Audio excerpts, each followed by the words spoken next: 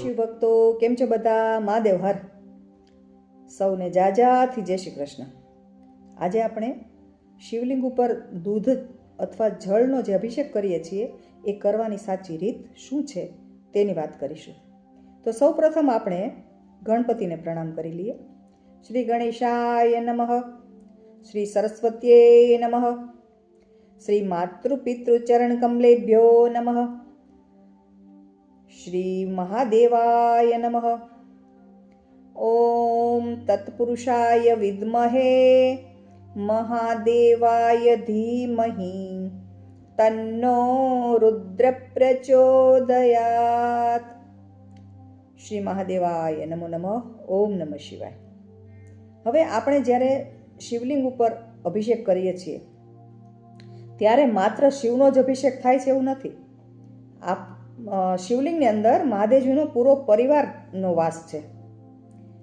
તો જે જલાધારી છે, જ્યાંથી જળ પ્રવાહિત થાય છે, ત્યાં જમણી બાજુ ગણપતિનો વાસ છે અને ડાબી બાજુ કાર્તિકેયનો વાસ છે, અને વચ્ચે જે રેખા હોય છે ત્યાં અશોક સુંદરીનો વાસ હોય છે, અને જે થાળું છે, જે હસ્તકમલ છે, જે પીઠિકા છે, ત્યાં પાર્વતી માતાનો વાસ છે. એટલે આપણે જ્યારે પણ અભિષેક કરીએ ત્યારે આ જ ક્રમમાં અભિષેક કરવો જોઈએ. અને પહેલાં એક વસ્તુ યાદ રાખવાની કે અભિષેક ઉતાવળથી આખું પાત્ર મહાદેવજી ઉપર ઠાલવી દેવાનું એવું નહીં કરવાનું, પણ એકદમ ધીમી ધારે અભિષેક કરવાનો. સૌથી પ્રથમ ગણપતિનું જે સ્થાન છે ત્યાં જમણી બાજુ અભિષેક કરવાનો, પછી ડાબી બાજુ કાર્તિકેયનું સ્થાન છે ત્યાં અભિષેક કરવાનો, વચ્ચે અશોક સુંદરીને યાદ કરીને ત્યાં અભિષેક કરવાનો, પછી પીઠિકામાં, હસ્તકમલમાં, થાળામાં પાર્વતી માતાનો વાસ છે એટલે ત્યાં અભિષેક કરીને પછી શિવલિંગ ઉપર જવાનું. પછી શિવલિંગ ઉપર ધીરે ધીરે ધીમે ધારે આખો લોટો આપણે ચડાવી દેવાનો. અને જો આપણે જળનો અભિષેક કરતા હોય ને તો તાંબાનો લોટો લઈને જઈએ ને આપણે જળ ચડાવીએ, બરાબર છે. પરંતુ જો દૂધનો અભિષેક કરતા હોય ને તો તાંબાનો લોટો નહીં વાપરવાનો, ચાંદીનો વાપરો અથવા તો સ્ટીલનો, કારણ કે તાંબામાં ઝેર થઈ જાય એટલે તાંબાનું પાત્ર નહીં વાપરવાનું.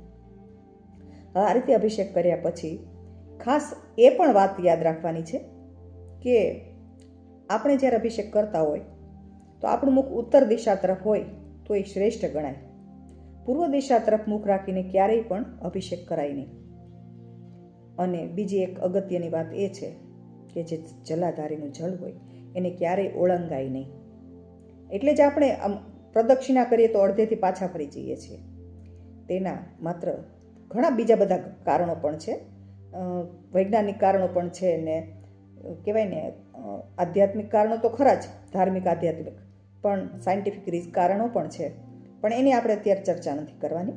અત્યારે આપણે એટલું યાદ રાખવાનું છે કે જ્યારે પણ આપણે પૂજા કરીએ ત્યારે ગણપતિનું સ્થાન, કાર્તિકેય સ્વામીનું સ્થાન, અશોક સુંદરીનું સ્થાન, માં પાર્વતીનું સ્થાન, અને પછી મહાદેવજી ઉપર ધીમી ધારે અભિષેક કરવાનો. આ રીતે આપણે હંમેશા કરીએ. પૂજા કરીએ ત્યારે પણ યાદ રાખવાનું ત્યાં તિલક કરીએ, બરાબર છે, કે ગણપતિના સ્થાન ઉપર, કાર્તિક સ્વામીના, અશોક સુંદરીના, માતાજીના બધાના સ્થાન ઉપર તિલક કરીએ. તો આવી સરસ મજાની વાત આપણે યાદ રાખીશું અને શાંત ચિત્તે પૂરા ભક્તિભાવ સાથે, સમર્પિત ભાવથી જ્યારે પણ અભિષેક કરશું અને જે ઈચ્છા હોય મનમાં રાખીને આપણે અભિષેક કરશું તો આપણી ઈચ્છા જરૂર મહાદેવજી પૂરી કરશે.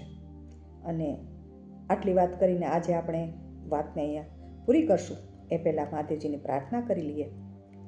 યજ્ઞ સ્વરૂપાય જટાધરાય પિનાકહસ્તાય સનાતનાય દિવ્યાય દેવાય દિગંબરાય તસ્મૈ યકારાય નમઃ શિવાય. ઓમ નમઃ શિવાય, ઓમ નમઃ શિવાય, ઓમ નમઃ શિવાય. મહાદેવાય નમો નમઃ. તો ભક્તો, ચાલો આજે આવતીકાલ નવી વાત સાથે ફરી મળીશું. ત્યાં સુધી સૌને મહાદેવ હર.